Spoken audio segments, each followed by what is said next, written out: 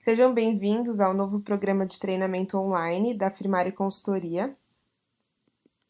Nesse módulo, a gente vai falar um pouquinho sobre auditoria interna em restaurantes. O que é uma auditoria e qual que é a postura ideal de um auditor. Primeiramente, eu vou apresentar a Firmari. Nós somos uma empresa de consultoria especializada na implementação de sistemas de gestão de segurança de alimentos e qualidade para indústrias de alimentos, restaurantes e empresas de food service. Então, a gente está dentro da cadeia nas duas pontas. A Firmari existe no mercado nesse formato desde 2011. A gente conta com profissionais especializados que estão no mercado de consultoria desde 2006. A gente atende tanto indústria de alimentos quanto restaurantes e o nosso compromisso é sempre agregar valor aos processos dos nossos clientes. Então, de acordo com a legislação ou de acordo com requisitos específicos do cliente, como que a gente pode melhorar esse processo? Hoje a Firmari presta serviços de consultoria, auditoria, treinamentos na parte de segurança e qualidade de alimentos e rotulagem de alimentos, tanto na legislação brasileira quanto para exportação para os Estados Unidos, de acordo com os requisitos do FDA.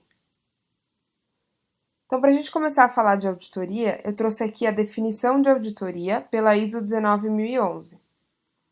A auditoria é um processo sistemático, documentado e independente para obter evidência de auditoria e avaliá-las objetivamente para determinar a extensão na qual os critérios da auditoria são atendidos. O que é uma evidência de auditoria? São registros, fatos ou outras informações que foram verificadas ao longo da auditoria, então são informações verificáveis. E o que são os critérios de auditoria?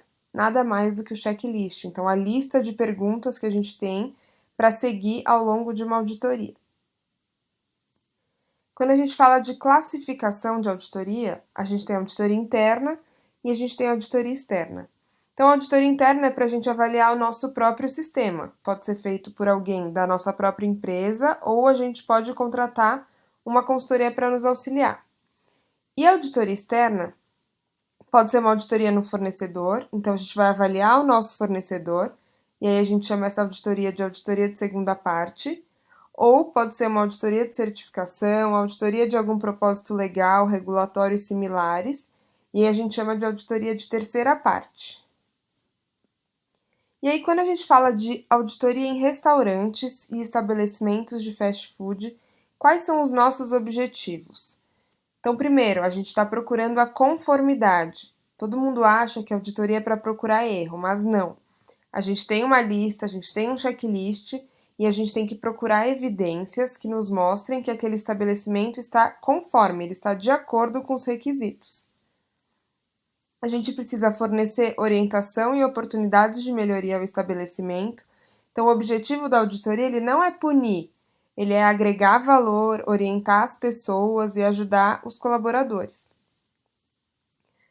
Em seguida, atender requisitos legais e regulamentares e preparar o estabelecimento para fiscalizações sanitárias. Então, quando a gente faz auditoria em um restaurante ou em um estabelecimento de fast food, o objetivo é a gente ajudar o pessoal a estar preparado para uma fiscalização da vigilância sanitária. Então, o que a vigilância vai perguntar, o que eles precisam saber, quais documentos que devem estar disponíveis. Então, o objetivo principal é agregar e orientar as pessoas. E como que é o processo de auditoria? Então, primeiro passo, a gente precisa se apresentar. Então, qualquer auditoria, o auditor tem que se apresentar para o auditado, explicar qual que é o objetivo da auditoria e já criar uma conexão com o auditado, para a auditoria acontecer da melhor forma possível. Em seguida, a gente tem a auditoria in loco e avaliação documental. E no final, a gente apresenta os pontos encontrados e em seguida envia o relatório. Em relação à auditoria in loco e avaliação documental, essa ordem ela pode variar de acordo com a necessidade do auditor, não precisa ser exatamente auditoria in loco primeiro e os documentos depois. Isso fica a critério do auditor. Então, só para reforçar a questão da apresentação do auditor, é muito importante esclarecer quais são os objetivos da auditoria, por que aquela auditoria está sendo feita, quais são os requisitos que vão ser avaliados, apresentar, falar o seu nome e aí criar uma conexão com o cliente antes da auditoria iniciar. para que o processo seja cada vez melhor. Voltando ali para o processo de auditoria, então a gente tem a auditoria in loco e a avaliação documental. A auditoria in loco nada mais é que uma avaliação do estabelecimento em relação aos requisitos que a gente tem, então em relação ao checklist, contemplando boas práticas de fabricação, de acordo com as legislações sanitárias vigentes, aplicáveis à localização do estabelecimento e também a padrões da marca. Então pode ser que a gente esteja fazendo uma auditoria de uma franquia, e aí além dos requisitos da legislação, a gente vai ter requisitos da franqueadora. E a avaliação documental é a verificação de todos os documentos e registros que são obrigatórios pela vigilância sanitária.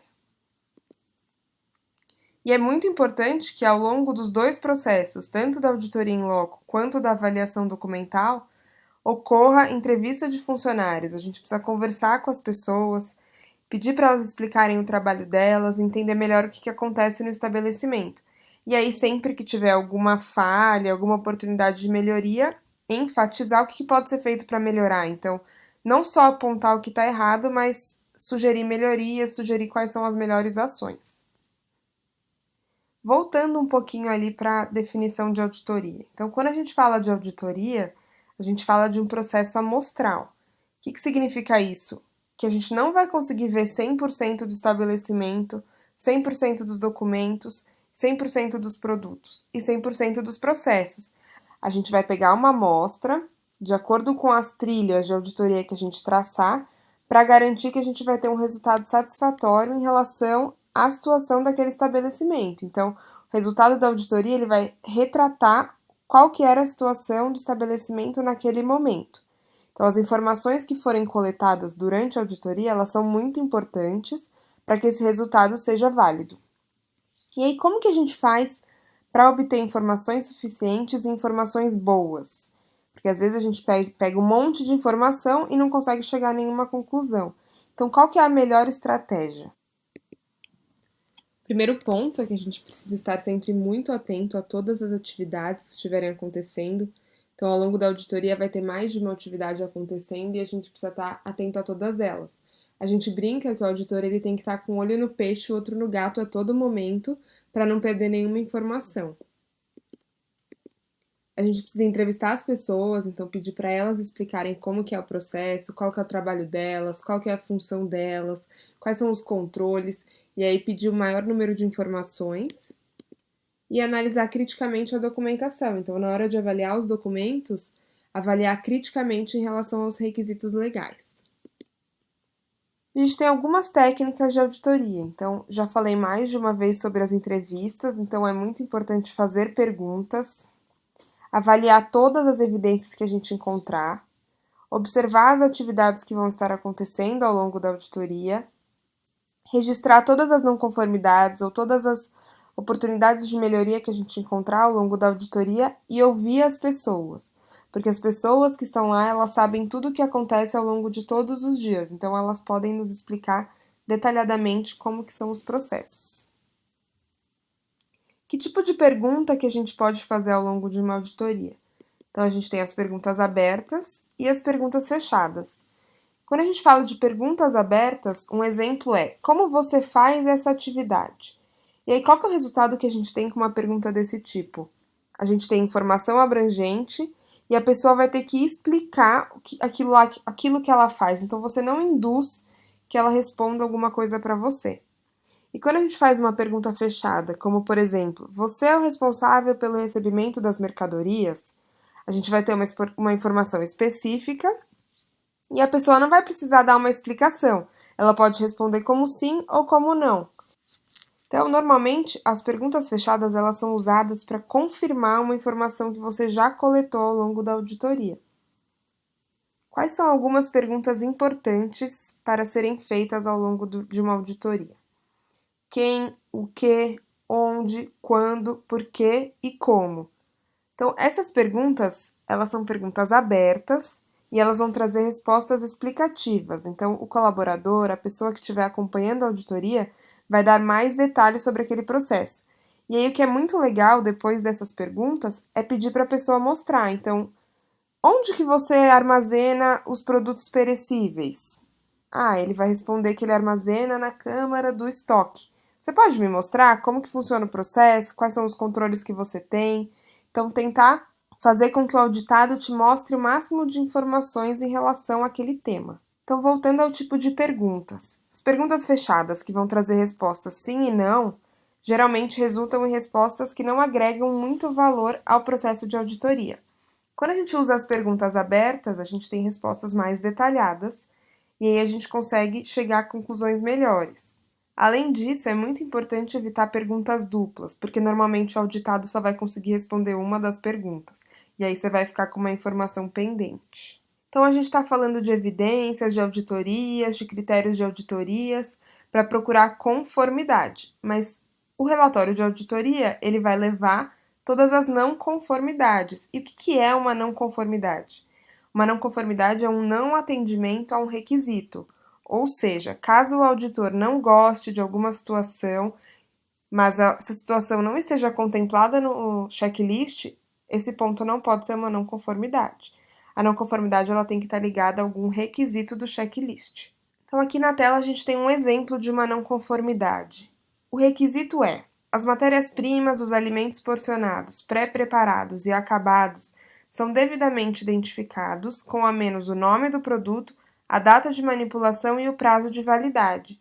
E aí o auditor encontrou uma carne em descongelamento que não estava identificada na geladeira balcão da cozinha no momento da visita. Então, esse é um formato ótimo de descrição de uma não conformidade.